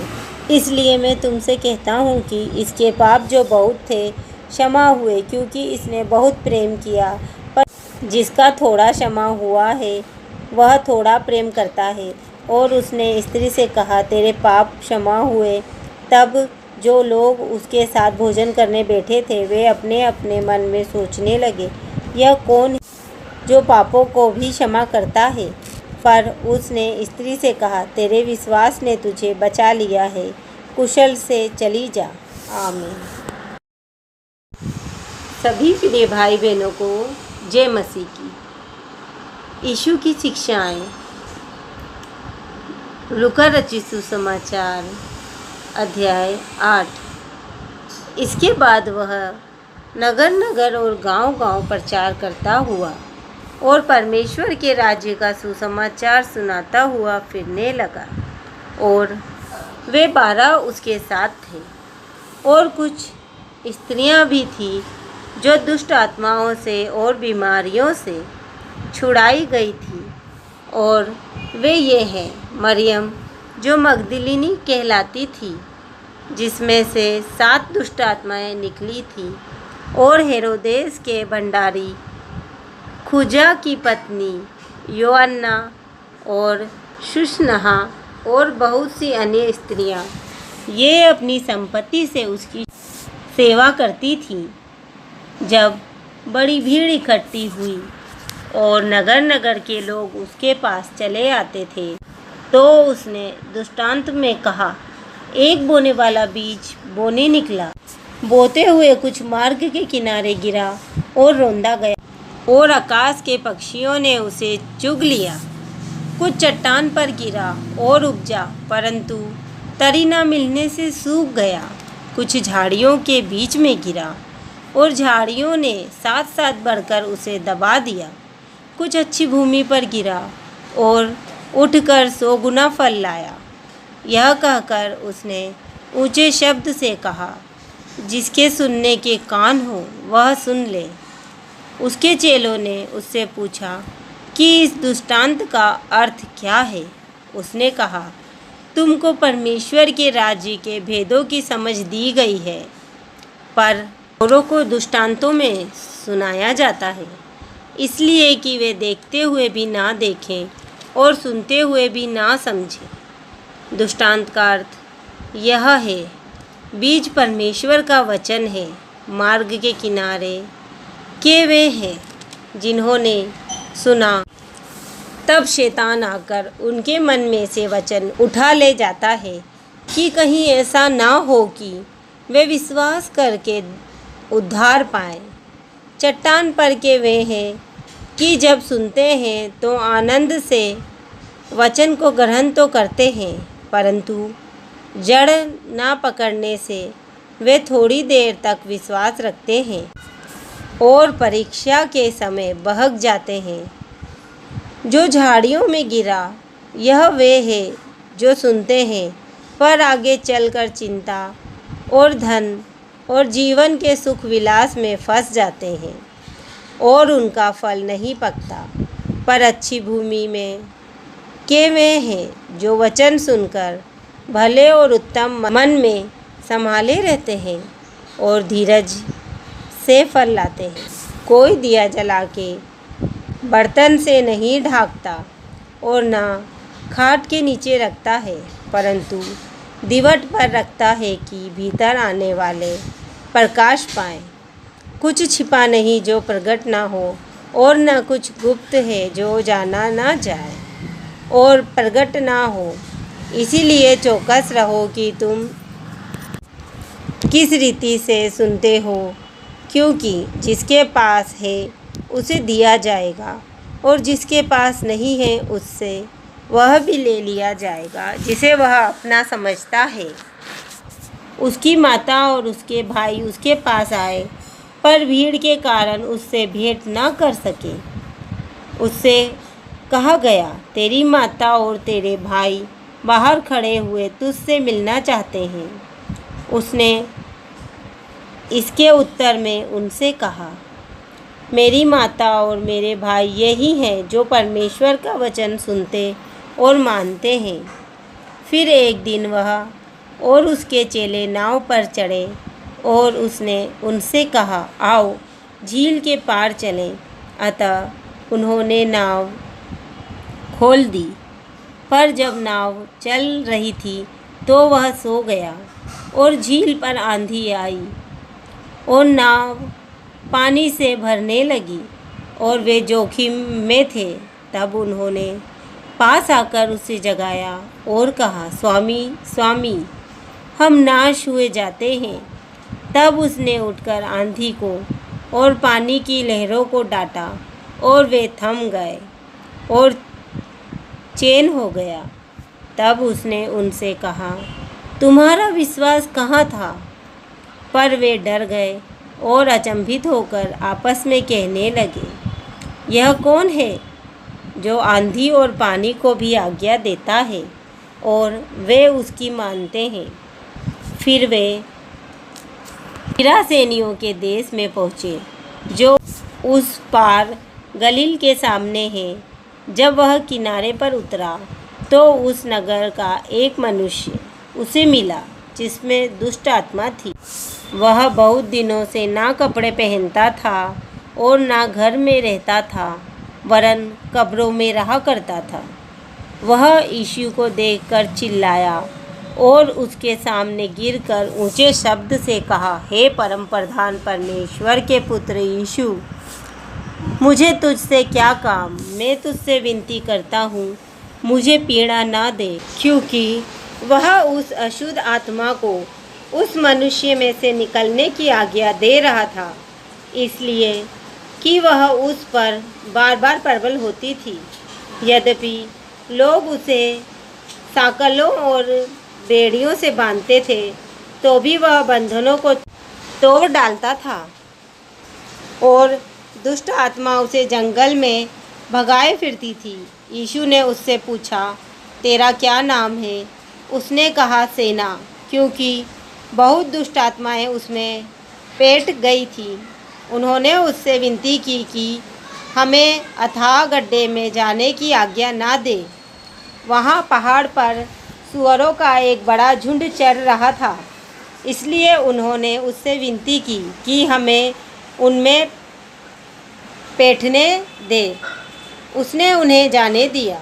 तब दुष्ट आत्माएं उस मनुष्य में से निकलकर सूअरों में गई और वह झुंड कड़ाड़े पर से झपट कर झील में जा गिरा और डूब मरा। चरवाहे यह जो हुआ था देखकर भागे और नगर में और गांव में जाकर उसका समाचार दिया। लोग यह जो हुआ था उसे देखने को निकले और यीशु के पास आकर जिस मनुष्य से दुष्ट आत्मा निकली थी उसे यीशु के पाँव के पास कपड़े पहने और सचेत बैठे हुए पाकर डर गए। और देखने वालों ने उनको बताया कि वह दुष्ट आत्मा का सताया हुआ मनुष्य किस प्रकार अच्छा हुआ। तब गिरासेनियों के आसपास के सब लोगों ने यीशु से विनती की कि हमारे यहाँ से चला जा, क्योंकि उन पर बड़ा भय छा गया था। अतः वह नाव पर चढ़कर लौट गया। जिस मनुष्य में से दुष्ट आत्मा निकली थी वह उससे विनती करने लगा कि मुझे अपने साथ रहने दे, परंतु यीशु ने उसे विदा करके कहा, अपने घर को लौट जा और लोगों से बता कि परमेश्वर ने तेरे लिए कैसे बड़े बड़े काम किए हैं। वह जाकर सारे नगर में प्रचार करने लगा कि यीशु ने मेरे लिए कैसे बड़े बड़े काम किए। जब यीशु लौटा तो लोग उससे आनंद के साथ मिले, क्योंकि वे सब उसकी बाट जोह रहे थे। इतने में याईर नामक एक मनुष्य जो आराधनालय का सरदार था आया और यीशु के पांवों पर गिर के उससे विनती करने लगा कि मेरे घर चल, क्योंकि उसके 12 वर्ष की एक लौती बेटी थी और वह मरने पर थी। जब वह जा रहा था तब लोग उस पर गिरे पड़ते थे। एक स्त्री ने जिसको 12 वर्ष के लहू बहने का रोग था और जो अपनी सारी जीविका वेदों के पीछे व्यय कर चुकी थी तो भी किसी के हाथ से चंगी ना हो सकी थी, पीछे से आकर उसके वस्त्र के आंचल को छुआ और तुरंत उसका लहू बहना बंद हो गया। इस पर यीशु ने कहा, मुझे किसने छुआ? जब सब मुकरने लगे तो पतरस और उसके साथियों ने कहा, हे स्वामी, तुझे तो भीड़ दबा रही है और तुझ पर गिरी पड़ती है।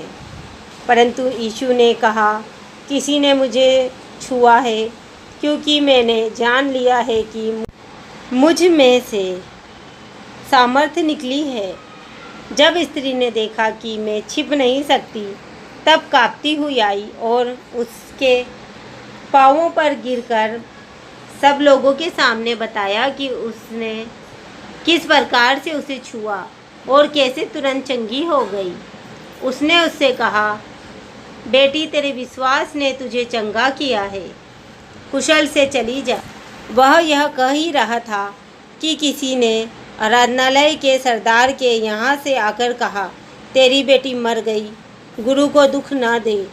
यीशु ने यह सुनकर उसे उत्तर दिया, मत डर, केवल विश्वास रख तो वह बच जाएगी। घर में आकर उसने पतरस, यूहन्ना, याकूब और लड़की के माता पिता को छोड़ अन्य किसी को अपने साथ भीतर आने ना दिया।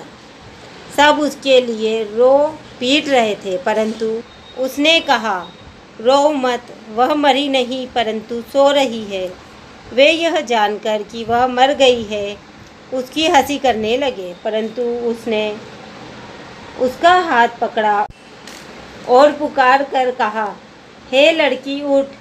तब उसके प्राण लौट आए और वह तुरंत उठ बैठी। फिर उसने आज्ञा दी कि उसे कुछ खाने को दिया जाए। उसके माता पिता चकित हुए, परंतु उसने उन्हें चिताया कि यह जो हुआ है किसी से ना कहना। आमीन।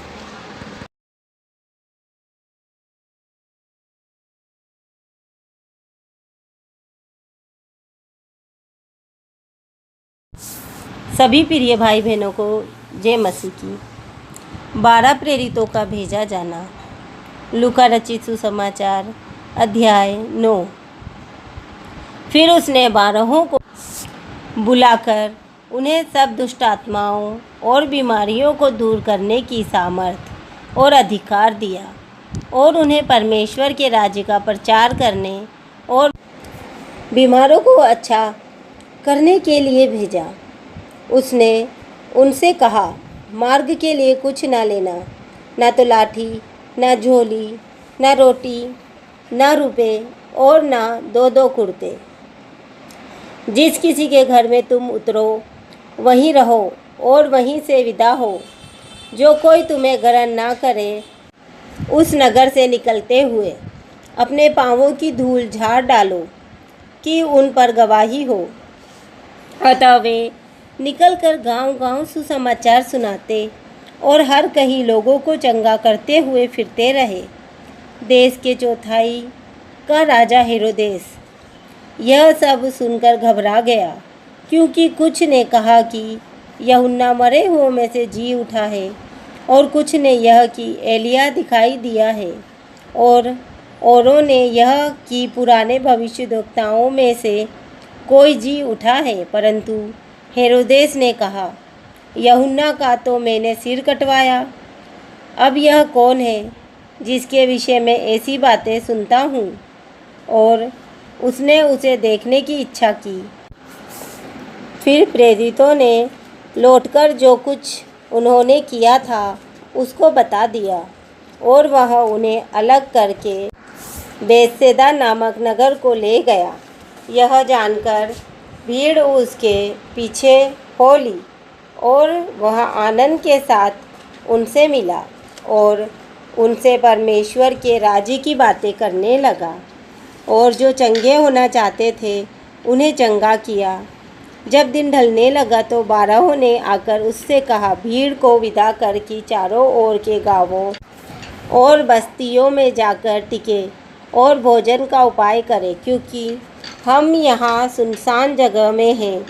उसने उनसे कहा, तुम ही उन्हें खाने को दो। उन्होंने कहा, हमारे पास 5 रोटी और 2 मछलियों को छोड़ और कुछ नहीं, परंतु हाँ, यदि हम जाकर इन सब लोगों के लिए भोजन मोल लें तो हो सकता है। वे लोग तो 5000 पुरुषों के लगभग थे। तब उसने अपने चेलों से कहा, उन्हें 50-50 करके पाती पाती में बैठा दो। उन्होंने ऐसा ही किया और सबको बैठा दिया। तब उसने वे 5 रोटियां और 2 मछलियां ली और स्वर्ग की ओर देखकर धन्यवाद किया और तोड़ तोड़ कर चेलों को देता गया कि लोगों को परोसे।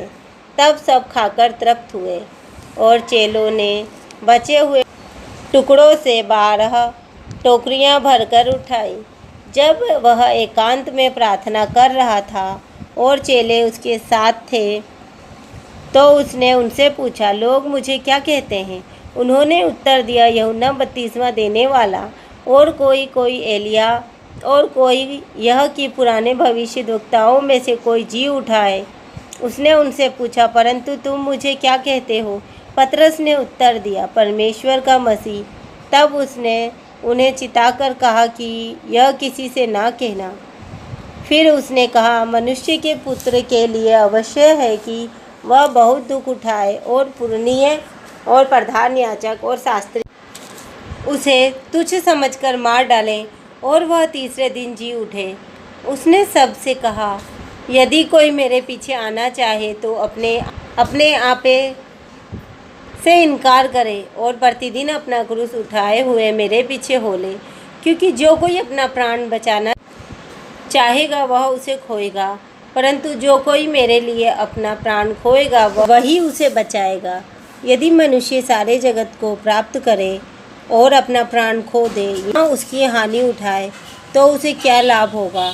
जो कोई मुझसे और मेरी बातों से लजाएगा, मनुष्य का पुत्र भी जब अपनी और अपने पिता की और पवित्र स्वर्गदूतों की महिमा सहित आएगा तो उससे लजाएगा। मैं तुमसे सच सच कहता हूँ कि जो यहाँ खड़े हैं उनमें से कुछ ऐसे हैं कि जब तक परमेश्वर का राज्य ना देख लें तब तक मृत्यु का स्वाद ना चखेंगे। इन बातों के कोई 8 दिन बाद वह पतरस, यूहन्ना और याकूब को साथ लेकर प्रार्थना करने के लिए पहाड़ पर गया। जब वह प्रार्थना कर ही रहा था तो उसके चेहरे का रूप बदल गया और उसका वस्त्र श्वेत होकर चमकने लगा। और देखो, मूसा और एलिया, ये 2 पुरुष उसके साथ बातें कर रहे थे। ये महिमा सहित दिखाई दिए और उसके मरने की चर्चा कर रहे थे जो यरूशलेम में होने वाला था। पतरस और उसके साथी नींद से भरे थे और जब अच्छी तरह सचेत हुए तो उसकी महिमा और उन 2 पुरुषों को जो उसके साथ खड़े थे देखा। जब वे उसके पास से जाने लगे तो पतरस ने यीशु से कहा, हे स्वामी, हमारा यहाँ रहना भला है, अतः हम 3 मंडप बनाए, एक तेरे लिए, एक मूसा के लिए और एक एलिय्याह के लिए। वह जानता न था कि क्या कह रहा है। वह यह कह ही रहा था कि एक बादल ने आकर उन्हें छा लिया और जब वे उस बादल से घिरने लगे तो डर गए। तब उस बादल में से यह शब्द निकला, यह मेरा पुत्र और मेरा चुना हुआ है, इसकी सुनो। यह शब्द होते ही यीशु अकेला पाया गया और वे चुप रहे और जो कुछ देखा था उसकी कोई बात उन दिनों में किसी से ना कही। दूसरे दिन जब वे पहाड़ से उतरे तो एक बड़ी भीड़ उससे आ मिली। और देखो, भीड़ में से एक मनुष्य ने चिल्लाकर कहा, हे गुरु, मैं तुझसे विनती करता हूँ कि मेरे पुत्र पर कृपा दृष्टि कर, क्योंकि वह मेरा एकलौता है। और देख, एक दुष्ट आत्मा उसे पकड़ती है और वह एकाएक चिल्ला उठता है और वह उसे ऐसा मरोड़ती है कि वह मुंह में फेन भर लाता है और उसे कुचलकर कठिनाई से छोड़ती है। मैंने तेरे चेलों से विनती की कि उसे निकाले, परंतु वे ना निकाल सके। यीशु ने उत्तर दिया, हे अविश्वासी और हठीले लोगों, मैं कब तक तुम्हारे साथ रहूँगा और तुम्हारी सहूँगा। अपने पुत्र को यहाँ ले आ। वह आ ही रहा था कि दुष्ट आत्मा ने उसे पकड़कर मरोड़ा, परंतु यीशु ने अशुद्ध आत्मा को डांटा और लड़के को अच्छा करके उसके पिता को सौंप दिया। तब सब लोग परमेश्वर के सामर्थ्य से चकित हुए। परंतु जब सब लोग उन सब कामों से जो वह करता था अचंभित थे, तो उसने अपने चेलों से कहा, तुम इन कामों पर कान दो, क्योंकि मनुष्य का पुत्र मनुष्यों के हाथ में पकड़वाया जाने को है। परंतु वे इस बात को न समझे थे कि यह उनसे छिपी रही कि वे उसे जानने ना पाएं, और वे इस बात के विषय में उससे पूछने से डरते थे। फिर उनमें यह विवाद होने लगा कि हम में से बड़ा कौन है। पर यीशु ने उनके मन का विचार जान लिया और एक बालक को लेकर अपने पास खड़ा किया और उनसे कहा, जो कोई मेरे नाम से इस बालक को ग्रहण करता है वह मुझे ग्रहण करता है, और जो कोई मुझे ग्रहण करता है वह मेरे भेजने वाले को ग्रहण करता है। क्योंकि जो तुम में सबसे छोटे से छोटा है वही बड़ा है। तब यूहन्ना ने कहा, हे स्वामी, हमने एक मनुष्य को तेरे नाम से दुष्ट आत्मा को निकालते देखा और हमने उसे मना किया, क्योंकि वह हमारे साथ होकर तेरे पीछे नहीं हो लेता। यीशु ने उससे कहा, उसे मना मत करो, क्योंकि जो तुम्हारे विरोध में नहीं वह तुम्हारी ओर है। जब उसके ऊपर उठाए जाने के दिन पूरे होने पर थे तो उसने यरूशलेम जाने का विचार दृढ़ किया। उसने अपने आगे दूत भेजे। वे सामरियों के गांव में गए कि उसके लिए जगह तैयार करें, परंतु उन लोगों ने उसे उतरने ना दिया, क्योंकि वह यरूशलेम जा रहा था। यह देखकर उसके चेले याकूब और यूहन्ना ने कहा, हे प्रभु, क्या तू चाहता कि हम आज्ञा दें कि आकाश से आग गिरकर उन्हें भस्म कर दे? परंतु उसने फिरकर उन्हें डांटा और कहा, तुम नहीं जानते कि तुम कैसी आत्मा के हो, क्योंकि मनुष्य का पुत्र लोगों के प्राणों का नाश करने नहीं वरन बचाने के लिए आया है। और वे किसी दूसरे गांव में चले गए। जब वे मार्ग में जा रहे थे तो किसी ने उससे कहा, जहाँ जहाँ तू जाएगा मैं तेरे पीछे हो लूँगा। यीशु ने उससे कहा, लोमड़ियों के भट्ट और आकाश के पक्षियों के बसेरे होते हैं, पर मनुष्य के पुत्र को सिर धरने की भी जगह नहीं। उसने दूसरे से कहा, मेरे पीछे हो ले। उसने कहा, हे प्रभु, मुझे पहले जाने दे कि अपने पिता को गाड़ दूं। उसने उससे कहा, मरे हुओं को अपने मुर्दे गाड़ने दे, पर तू जाकर परमेश्वर के राज्य की कथा सुना। एक और ने भी कहा, हे प्रभु, मैं तेरे पीछे हो लूँगा, पर पहले मुझे जाने दे कि अपने घर के लोगों से विदा ले आऊँ। यीशु ने उससे कहा, जो कोई अपना हाथ हल पर रखकर पीछे देखता है, वह परमेश्वर के राज्य के योग्य नहीं। आमीन।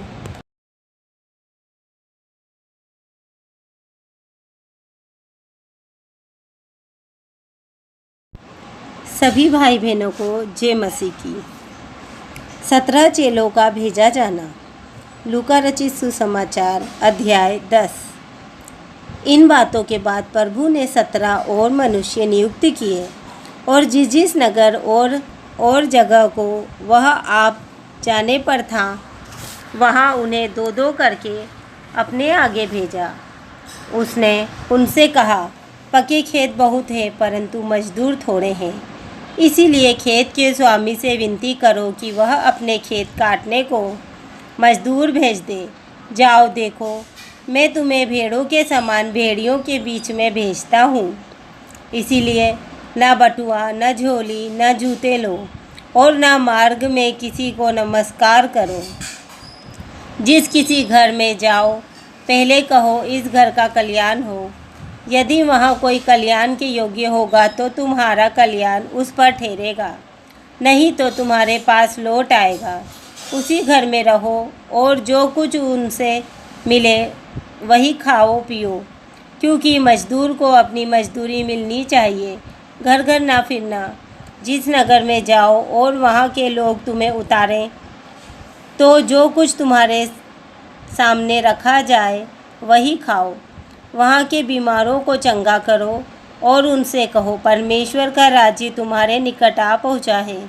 परंतु जिस नगर में जाओ और वहाँ के लोग तुम्हें ग्रहण ना करें, तो उसके बाज़ारों में जाकर कहो, तुम्हारे नगर की धूल भी जो हमारे पाँव में लगी है, हम तुम्हारे सामने झाड़ देते हैं। तो भी यह जान लो कि परमेश्वर का राज्य तुम्हारे निकट आ पहुँचा है। मैं तुमसे कहता हूँ कि उस दिन उस नगर की दशा से सदोम की दशा अधिक सहने योग्य होगी। हाय खुराजिन, हाय बेतसैदा, जो सामर्थ के काम तुम में किए गए, यदि वे सूर और सैदा में किए जाते तो टाट ओढ़कर और राख में बैठकर वे कब के मन फिराते। परंतु न्याय के दिन तुम्हारी दशा से सूर और सैदा की दशा अधिक सहने योग्य होगी। और हे कफरनहूम, तू स्वर्ग तक ऊंचा किया जाएगा, तू तो अधोलोक तक नीचा जाएगा। जो तुम्हारी सुनता है वह मेरी सुनता है, और जो तुम्हें तुच्छ जानता है वह मुझे तुच्छ जानता है, और जो मुझे तुच्छ जानता है वह मेरे भेजने वाले को तुच्छ जानता है। वे 17 आनंद करते हुए लौटे और कहने लगे, हे प्रभु, तेरे नाम से दुष्ट आत्मा भी हमारे वश में है। उसने उनसे कहा, मैं शैतान को बिजली के समान स्वर्ग से गिरा हुआ देख रहा था। देखो, मैंने तुम्हें सांपों और बिच्छुओं को रौंदने का और शत्रु की सारी सामर्थ्य पर अधिकार दिया है, और किसी वस्तु से तुम्हें कुछ हानि न होगी। तो भी इससे आनंदित मत हो कि आत्मा तुम्हारे वश में है, परंतु इससे आनंदित हो कि तुम्हारे नाम स्वर्ग पर लिखे हैं। उसी घड़ी वह पवित्र आत्मा में होकर आनंद से भर गया और कहा, हे पिता, स्वर्ग और पृथ्वी के प्रभु, मैं तेरा धन्यवाद करता हूँ कि तूने इन बातों को ज्ञानियों और समझदारों से छिपा रखा और बालकों पर प्रकट किया। हाँ हे पिता, क्योंकि तुझे यही अच्छा लगा। मेरे पिता ने मुझे सब कुछ सौंप दिया है, और कोई नहीं जानता कि पुत्र कौन है, केवल पिता, और पिता कौन है यह भी कोई नहीं जानता, केवल पुत्र के, और वह जिस पर पुत्र उसे प्रकट करना चाहे। तब चेलों की ओर मुड़कर अकेले में कहा, धन्य है वे आँखें जो ये बातें जो तुम देखते हो देखती हैं, क्योंकि मैं तुमसे कहता हूँ कि बहुत से भविष्यद्वक्ताओं और राजाओं ने चाहा कि जो बातें तुम देखते हो देखें पर ना देखी, और जो बातें तुम सुनते हो सुने पर ना सुनी। और देखो, एक व्यवस्थापक उठा और यह कहकर उसकी परीक्षा करने लगा, हे गुरु, अनंत जीवन का वारिस होने के लिए मैं क्या करूं? उसने उससे कहा, व्यवस्था में क्या लिखा है, तू कैसे पढ़ता है? उसने उत्तर दिया, तू प्रभु हमारे परमेश्वर से अपने सारे मन और अपने सारे प्राण और अपनी सारी शक्ति और अपनी सारी बुद्धि के साथ प्रेम रख, और अपने पड़ोसी से अपने समान प्रेम रख। उसने उससे कहा, तूने ठीक उत्तर दिया, यही कर तो तू जीवित रहेगा। परंतु उसने अपने आप को धर्मी ठहराने की इच्छा से यीशु से पूछा, तो मेरा पड़ोसी कौन है? यीशु ने उत्तर दिया, एक मनुष्य यरूशलेम से यरीहो को जा रहा था कि डाकुओं ने घेर कर उसके कपड़े उतार लिए और मार पीट कर उसे अधमरा छोड़कर चले गए। और ऐसा हुआ कि उसी मार्ग से एक याचक जा रहा था, परंतु उसे देखकर के कतरा कर चला गया। इसी रीति से एक लेवी उस जगह पर आया, वह भी उसे देख के कतरा कर चला गया, परंतु एक सामरी यात्री वहां आ निकला और उसे देखकर तरस खाया। उसने उसके पास आकर उसके पांवों पर तेल और दाखरस ढालकर पट्टियां बांधी और अपनी सवारी पर चढ़ाकर सराय में ले गया और उसकी सेवा टहल की। दूसरे दिन उसने 2 दिनार निकालकर सराय के मालिक को दिए और कहा कि इसकी सेवा टहल करना, और जो कुछ तेरा और लगेगा वह मैं लौटने पर तुझे भर दूंगा। तब तेरी समझ में जो डाकुओं में घिरा गया था, इन तीनों में से उसका पड़ोसी कौन ठहरा? उसने कहा, वही जिसने उस पर दया की। यीशु ने उससे कहा, जा तू भी ऐसा ही कर। जब वे जा रहे तो वह एक गांव में गया और मार्था नामक एक स्त्री ने उसे अपने घर में उतारा। मरियम नामक उसकी एक बहन थी, वह प्रभु के चरणों में बैठकर उसका वचन सुनती थी। परंतु मार्था सेवा करते करते घबरा गई और उसके पास आकर कहने लगी, हे प्रभु, क्या तुझे कुछ भी चिंता नहीं कि मेरी बहन ने मुझे सेवा करने के लिए अकेली ही छोड़ दिया है? इसलिए उससे कहा कि मेरी सहायता करे। परंतु प्रभु ने उसे उत्तर दिया, मार्था, हे मार्था, तू बहुत बातों के लिए चिंता करती और घबराती है, परंतु एक बात आवश्यक है और उस उत्तम भाग को मरियम ने चुन लिया है जो उससे छीना न जाएगा। आमीन।